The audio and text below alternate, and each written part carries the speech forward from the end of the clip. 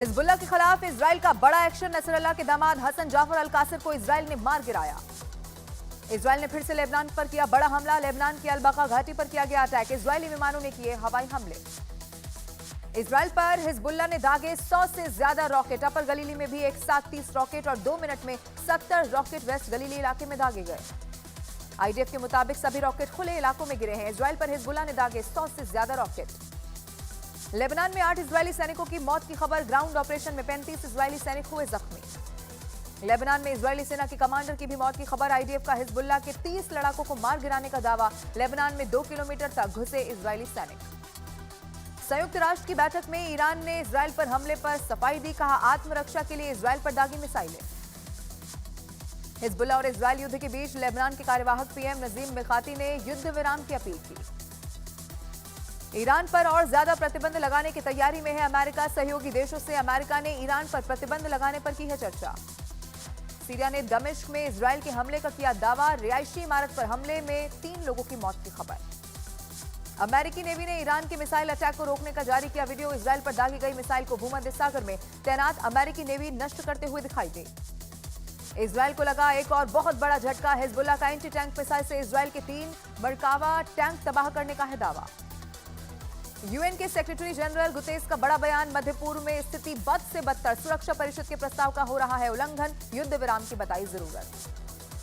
Iran Israel युद्ध पर G7 देशों की आपात बैठक हुई। G7 देशों ने इजराइल पर ईरान के हमले की निंदा की। इटली की पीएम मेलोनी ने बुलाई थी G7 की आपात बैठक। ईरान के हमलों पर इजराइल के प्रधानमंत्री नेतन्याहू की चेतावनी। बड़ी गलती कर रहा है ईरान, बड़ी कीमत चुकाने के लिए रहे तैयार। तेल अवीव में नेतन्याहू ने की सुरक्षा प्रमुखों के साथ बैठक। सुरक्षा मामलों से जुड़े हुए सभी बड़े अधिकारी हुए शामिल। ईरान को लेकर रणनीति पर चर्चा। आईडीएफ ने माना है कि ईरान के हमले में कुछ मिसाइलें इजराइल के एयरबेस पर गिरी। इजरायली सेना का बड़ा दावा। हमले में कुछ ऑफिस बिल्डिंग्स को पहुंचा है नुकसान। इजराइल में फिर से हमले का अलर्ट जारी। नॉर्थ इजराइल के मिसगांव में सायरन बजा। लोगों में दहशत का माहौल।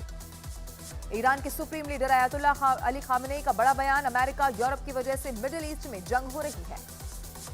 सीरिया की राजधानी दमिश्क पर इजराइल ने किया हवाई हमला। 3 लोगों की मौत की खबर। सीरिया के मीडिया के हवाले से मिली जानकारी। यूएन में अमेरिका ने फिर से ईरान को चेताया। कहा अंजाम भुगतने को तैयार रही ईरान। हर हाल में करेंगे इजराइल की रक्षा। इजराइल की तरफ से जारी ऑपरेशन में गाजा में 51 लोगों की मौत का दावा। मरने वालों में 7 महिलाएं और 12 बच्चे शामिल। महायुति गठबंधन में शामिल एनसीपी नेता अजित पवार ने विधानसभा चुनाव में 10% टिकट मुस्लिमों को देने का किया ऐलान। एक दिन पहले देवेंद्र फडणवीस ने लोकसभा चुनाव में वोट जिहाद का दिया था बयान। किसानों को लेकर बीजेपी सांसद अनुराग ठाकुर का कांग्रेस और राहुल गांधी पर बड़ा बयान। कहा कांग्रेस की गारंटी उतनी ही फर्जी जितनी कांग्रेस। दिवाली पर यूपी में योगी सरकार का बड़ा तोहफा। उज्ज्वला योजना के तहत लाभार्थियों को मिलेंगे मुफ्त गैस सिलेंडर। सीएम योगी ने अधिकारियों को दिए निर्देश। दिल्ली में बीजेपी अध्यक्ष जेपी नड्डा ने सिख नेताओं संग बैठक की। दिल्ली चुनाव के मुद्दों पर हुई चर्चा। केंद्र सरकार की नीतियों को घर घर तक पहुंचाने के लिए बनाई गई रणनीति। अग्निवीर के मुद्दे पर रक्षा मंत्री राजनाथ सिंह का कांग्रेस को जवाब। राहुल गांधी पर झूठ बोलने का लगाया आरोप। कहा झूठे वादों से सत्ता पाना चाहती है कांग्रेस।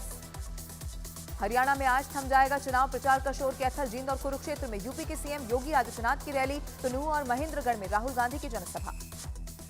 कंगना रनौत ने हिमाचल प्रदेश में ड्रग्स सप्लाई के लिए पंजाब को बताया जिम्मेदार। कहा पड़ोसी राज्य से नशा करके लोग मोटरसाइकिल से हिमाचल आकर मचाते हैं उत्पात। आम आदमी पार्टी के नीलोखेड़ी से उम्मीदवार अमर सिंह कांग्रेस में हुए शामिल। कांग्रेस प्रत्याशी को दिया बिना शर्त के समर्थन। हरियाणा के मेवात में बुलडोजर से बरसे नोट। आईएनएलडी की टिकट पर चुनाव लड़ रहे हबीब हवनगर के एक कार्यक्रम में बरसाए गए ये नोट। तिरुपति प्रसादम मामले की सुप्रीम कोर्ट में आज फिर से होगी सुनवाई। पिछली सुनवाई में सुप्रीम कोर्ट ने केंद्र से मांगा था जवाब। आंध्र सरकार ने एसआईटी जांच को अस्थायी रूप से रोका। नेपाल में बाढ़ की वजह से कई इलाके हुए बेहाल। करीब 100 घरों में बाढ़ के पानी ने मचाई तबाही। बिहार के गोपालगंज में बाढ़ ने मचाया कोहराम। हजारों लोग बेघर। ऊपरी मंजिलों पर शिफ्ट हुए लोग। बिहार के सुपौल में कोसी नदी में जमकर तबाही आ चुकी है। डीएम ने बाढ़ प्रभावित इलाकों का किया है हवाई सर्वे। बिहार के दरभंगा और सीतामढ़ी में बाढ़ पीड़ितों को राहत सामग्री दी गई। बाढ़ प्रभावित लोगों के राहत बचाव में जुटी हुई है वायुसेना।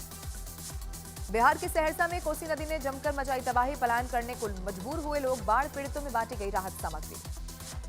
बिहार के शिवहर में बागमती नदी का तटबंध टूटा। निचले इलाकों में घुसा पानी। लोगों की बढ़ी दिक्कतें। आंध्र प्रदेश के विजयवाड़ा में बारिश के बाद जल जमाव से बढ़ी लोगों की परेशानी। पानी भरने से जगह जगह लगा ट्रैफिक जाम। बिहार की गया में फल्गु नदी में 5 बच्चों के डूबने से दर्दनाक हादसा हुआ। 2 बच्चों की मौत, 3 को निकालकर अस्पताल में कराया गया भर्ती। बिहार के छपरा में गंडक नदी का बढ़ा जलस्तर, छपरा के कई इलाके बाढ़ से हुए बेहाल, निचले इलाकों में सबसे बुरे हालात। आज से शारदीय नवरात्रि की शुरुआत। पहले दिन मां शैलपुत्री की पूजा, मंदिरों में उमड़ी श्रद्धालुओं की भारी भीड़। छत्तीसगढ़ के कांकेर में तेंदुए ने 11 साल के बच्चे पर किया हमला, पालतू कुत्ते ने बचाई बच्चे की जान। उत्तर प्रदेश के जौनपुर में महिला पर भेड़िए ने किया हमला, घर के बाहर सो रही थी महिला, अस्पताल में कराया गया भर्ती।